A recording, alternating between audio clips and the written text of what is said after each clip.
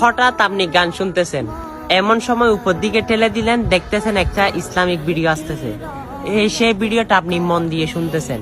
হ্যাঁ ভাই, অবশ্যই কত বড় নেকির অধিকারী হয়েছেন হয়তো আপনি জানেন না।